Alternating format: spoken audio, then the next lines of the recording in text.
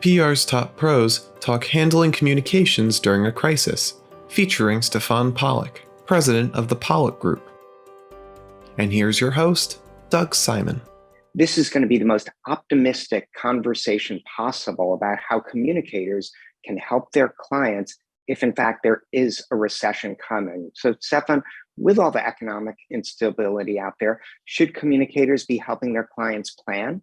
Look, I've seen all sorts of economic left and right turns and ups and downs. I've was witness to some of the great moments and not so great moments. And what I found is that a common theme really basically needs to happen is that brands should be and companies should be really paying attention to and listening actively to what their consumers and customers and clients are saying. The corporate world is really kind of no stranger to crises. Crises have been here for a long time, and companies basically have persisted and so did the consumers. But it's really essential to kind of keep in mind as we navigate our way out of the COVID-19 pandemic and now into a potential recession, is that during COVID, we really saw companies kind of transform and really turn into beacons by rallying around their corporate vision and their brand platforms. And they started to really work tirelessly to help people. And they were doing so kind of selflessly too. So really the common denominator for brands communicating in uncertain times is that, do something tangible, help people. All people need to hear something, they need to see something, they need to be provided with information. People and consumers generally will remember the brands that have helped them the most in uncertain times. And, it's really important that brands continue to communicate through any communications crisis that they may have. Yeah, and we're already seeing differences in, say, the types of questions media is asking, and we're getting more requests for stories about how to save money. A year ago, it was like spend, spend, spend. Now it's about how do you navigate inflation? What can you do when prices have gone up? How can we live differently? Can brands sort of drive the discussion as it relates to their own area, or do they have to just adjust to what's out there? So we find our brands are asking themselves lots of different questions. Can we be part of this conversation? What should we be saying? What is the appropriate balance and kind of acknowledgement versus promotion? Maybe we should just stay silent, and kind of what do we do now? To really kind of help brands figure out this balanced approach that does work during these uncertain times. Obviously, and we learned a lot through all the social justice movements and through all sorts of things that happened during the pandemic. Stay transparent and be true to your voice. If it makes sense to do nothing, then do nothing. And just understand that kind of generic marketing speak isn't going to work. Be sensitive while brands have kind of relevant ties to potential issues at hand. Communicate with heart and sincerity rather than promotion. Most importantly, be helpful and understand the unique role that your brand can actually play in a consumer's life. So consider what you're saying and asking yourself, is it relevant to the issue at hand? What is your audience actually experiencing? And making sure that you can provide value to the conversation. Clearly, it goes without saying, avoid tone-deaf responses. Make sure that you're communicating in an authentic manner.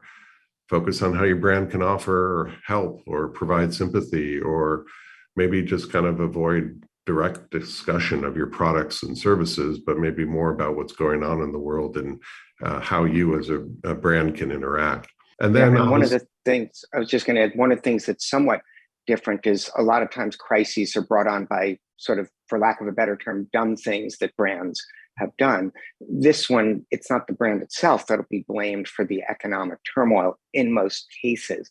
So is that an opportunity to get the message out there, since it's not like, hey, this is because of something you did? Yeah, so I think that brands do need to take in consideration and be sensitive to really how consumers are engaging and reacting. And state by state here in the US, right? Gas prices in California are much more expensive than other parts of the United States. So different states may be reacting to different economic fluctuations differently. So what might work in Massachusetts may not work in California.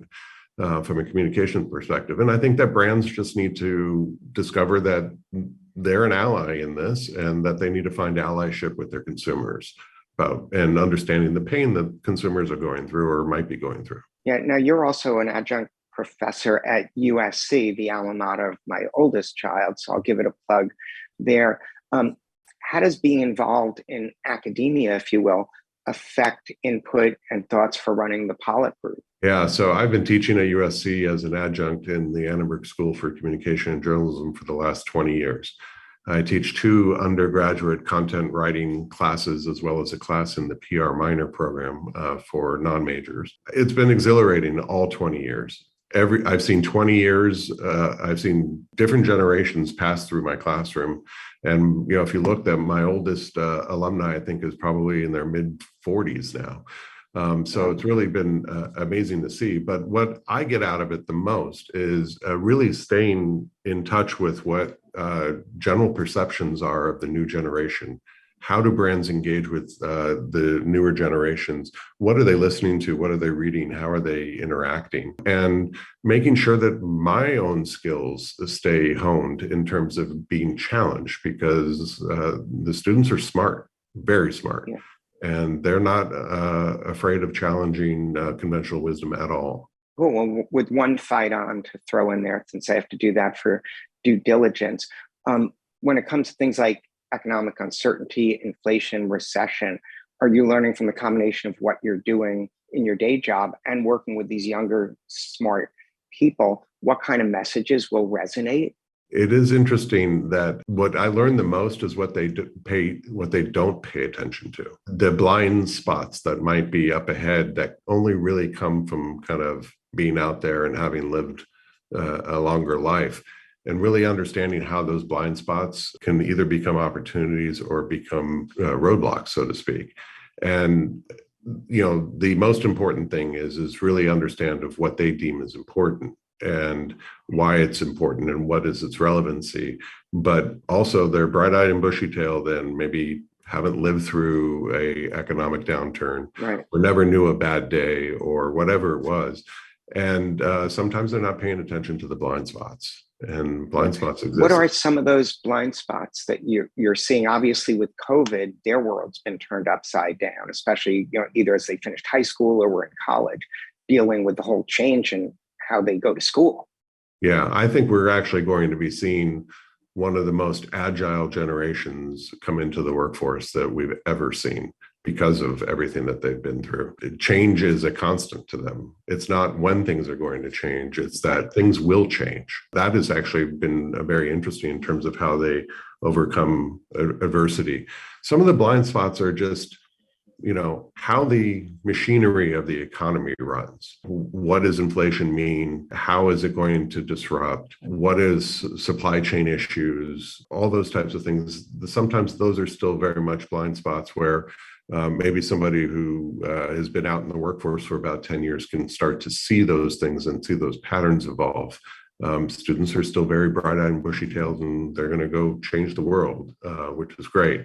But having just a kind of a dash of reality sometimes and being able to read the tea leaves, I think, is really important. Yeah, well, this has been a great discussion. I know you've probably helped a number of people through their own blind spots. Thanks so much for your contributions, and any final thoughts you want to leave the audience with. Yeah, absolutely. I think that, you're looking at an opportunity for companies and brands to really address and be helpful. I think as we go into potential uncertain times yet again, brands need to kind of pick their spot and find a voice that resonates and actively listen. And make sure, the one thing that COVID taught me is that communicate through. Always be communicating. If you're not communicating, somebody else is communicating for you. That sounds great. Thanks so much for communicating for yourself and for all the others who are watching. Much appreciated. Thank you.